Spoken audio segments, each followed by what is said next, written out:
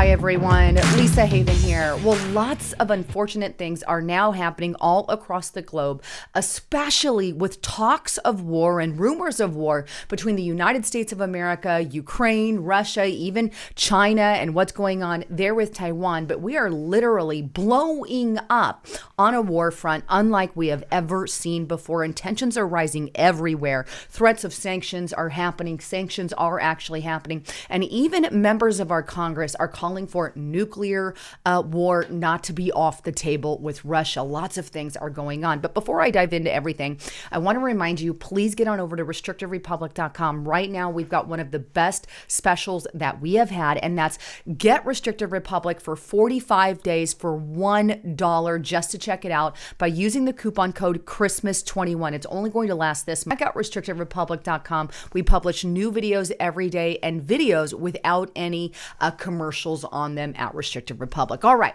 so let's start first with the tension that is building over in Ukraine between Ukraine, Russia, and some of the border countries there. But take a look here, and I've brought this up before, but it's MSN.com. U.S. intelligence estimates that Russia troop levels on Ukraine border could reach 175,000. That means that right now, and I think the current estimate is around 90,000, but it's slowly building up. And this is a CNN article, I'm sorry, but basically Russia is amassing troops there on the Ukraine border. Well, obviously, this has Ukraine, some of its allies, including the United States of America, even NATO, all on pins and needles. Well, not only that, but we also have Ukraine. What's going on in Ukraine? ABC News. Ukraine's allies are warning Russia against new military escalation.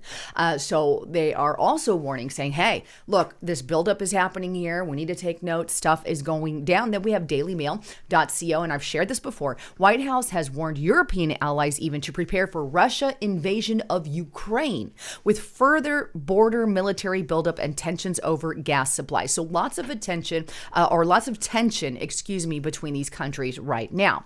Well, on top of all of that, the Biden administration has gotten involved, and they've kind of hinted, shall I say, around backing Ukraine at a level. And here's what I'm talking about. Check out this article. This one's here on WSWS.org. Biden backs Ukrainian president's militaristic policies in a phone conversation. And this was published December 10th of this year. But it goes on to say this, that President Joe Biden held an hour-long phone conversation with Ukraine's President Zelensky on Tuesday, in which Biden assured Kiev of U.S. support in its increasingly dangerous escalation of tensions with Moscow. And trust me, we do not want to go to war with Moscow. And I'll bring up why in a minute. But however, the U.S. president stopped short of delivering Zelensky's major request for immediate sanctions against Russia and increased direct military support. According to the White House statement on the conversation, Biden stressed that there would be no decisions or discussions about Ukraine without Ukraine, and made, quote, very clear that one nation can't afford another nation to change its borders. Of course, there's different reasonings from both sides of the fence there, but it goes on. Regarding Russia's opposition to Ukraine's potential ascension to NATO, Biden reportedly affirmed to Zelensky that his government would never enter into an agreement with Moscow that explicitly vetoed Ukraine's entrance. So it's very brief there on the Biden's administration's stance with Ukraine and NATO. But either way, shortly or a lot during the tension risings between Russia and the United States of America, and Biden kind of hinting at a Russian support there.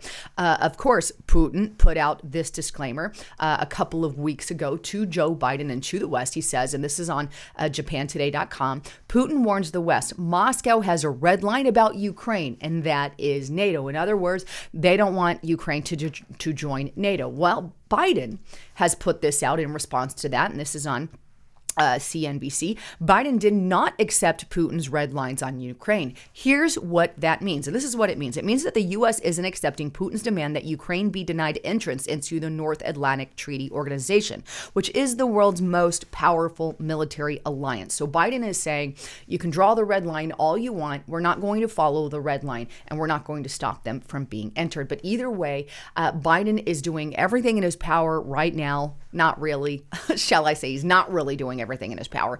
But the claim is that he's making things very difficult for Russia by also backing Ukraine. But bottom line here, we also have Blinken sending out warnings to Russia. And here's this, FoxNews.com, Blinken warns Russia the United States will use high-impact economic tactics to deter aggression at Ukraine border. And NATO is preparing to reinforce defenses in Eastern Europe. So in other words, Blinken is saying here that we're going to put possibly some kind of economic tactics or sanctions or fill in the blank towards Russia if they continue to show aggression to Ukraine. Meanwhile, Russia is just saying, oh, we don't plan on doing anything to Ukraine. We're just kind of, quote unquote, building up. But what's interesting is about a week or so ago, we had a congressional leader, Republican, say something very, very bold that, let me just show you the article. This is Newsweek. I think you should hear it straight from the horse's mouth. Joe Biden should consider nuclear strike on Russia over Ukraine. And this is according to a GOP senator. And I cannot say that I agree with him. I do not think nuclear option.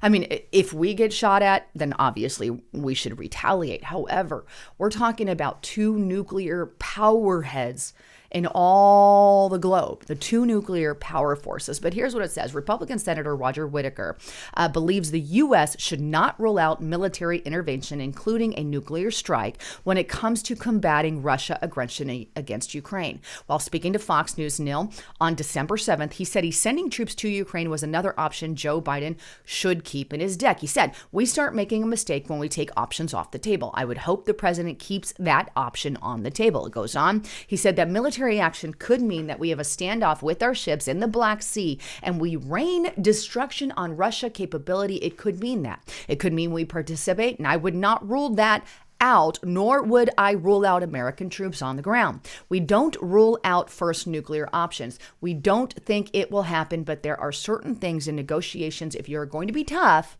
that you don't take off the table. Now, I understand where he's saying we don't take things off the table. However, right now, amid the kind of tensions that we're having, we probably shouldn't even be bringing it up. Should probably not be thrown out there on some Fox News report or CNN report or fill in the blank, because we really don't want tensions with a country as powerful as Russia, or even that as China, or even like that of China. And here's what I'm talking about. I'm going to go back to the CNBC News article from 2018 because I was trying to find the latest and greatest, but this is just at this minute, 2018 was the closest I can find. So you can imagine this is even worse today.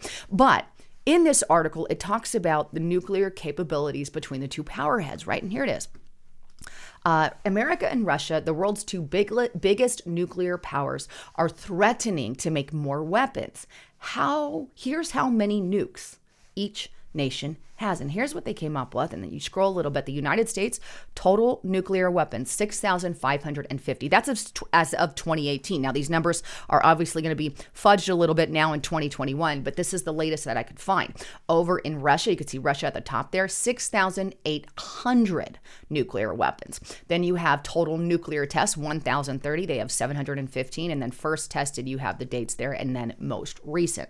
So bottom line here is we have two nuclear power heads. We don't want to go to nuclear war with anyone. That always means a lot of devastation and a lot of lives lost. So my problem with this is it's really unbelievable that we're even considering military options or military confrontation with Moscow, right, over something that really doesn't involve the United States of America's interest. We're going to literally risk world war or going to war or nuclear war with Russia, a nuclear power head, over that. And that's really, I guess, a question that I have. But the good news is, or I guess news is, that Biden is saying, we're not going to send troops. But as you are aware, and as I am aware, there's a lot of lying going on in his administration. New York Post, Biden says U.S. troops in Ukraine not on the table to deter Russia. Now, I like what Tucker Carlson had to say about this whole thing because he had really good points on here. And here it is. Tucker Carlson, this is on Fox News. America would gain nothing other than death, in my opinion, from starting war with Russia. And he goes on to say this, do not discount, no matter how far-fetched it seems, a hot war with Russia. Yes, that is a lunatic idea. There is nothing we could possibly gain from a military confrontation with Putin, and there's much we could lose, including, of course, many thousands of American lives, but that doesn't mean Joe Biden won't do it. Biden's unpopular. So there's motive, right? There's motive. He's unpopular right now. He needs more economic buildup, and war always brings that. But he says he's incompetent, he's desperate, and more than anything, Joe Biden's weak. He's a pawn of the staff in the hard-eyed ideologies who surround him. Russia is currently involved in a border dispute with neighboring Ukraine. Many of Biden's closest allies are actually pushing the U.S. to get involved militarily. Among many other ironies, here in the Ukraine crisis was largely created by Joe Biden's own aides and many people like them throughout all levels of the U.S. government. And he concludes, he goes, so why are we doing this? Why are we getting involved? Why is the U.S. government pushing Ukraine to join NATO? Because he says, well, God, we don't know. I don't know. But we're doing it. Both parties are doing this. The neocons around Joe Biden are for it, of course, as they are for every sinister and stupid idea.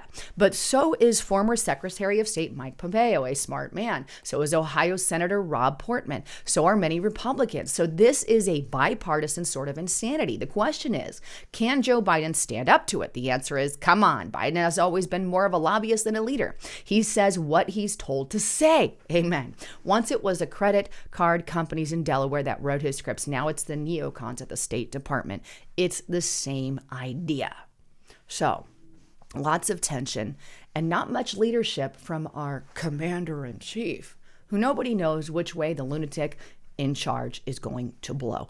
Either way, I think we should veer very far away from getting into any kind of massive tensions with a freaking nuclear armed country that is like the United States of America. Anyhow, please don't forget to check out my partner. And this is lightbug.com. This thing is absolutely amazing. I have it here. And the reason that I love this, I take it with me camping, hiking. I leave it in my car, in fact, in case I ever need it if I'm out and about, because this thing can charge your cell phone. It's a really bright light. You guys can see it here. I've got it. It has different settings on lights as well. Woo-hoo. But this thing is amazing. Charges your cell phone, and it's all powered by the sun, so you don't have to rely on battery powers or electricity or anything like that. But go to lytebug.com and take advantage of this special offer. And right now, for my listeners only, you get an additional 20% off of the already reduced 50% price. Use the coupon code LISA20. That's Lisa and the number 20. Anyhow, thanks again for tuning in. I love all of you. I'm Lisa Haven, signing out.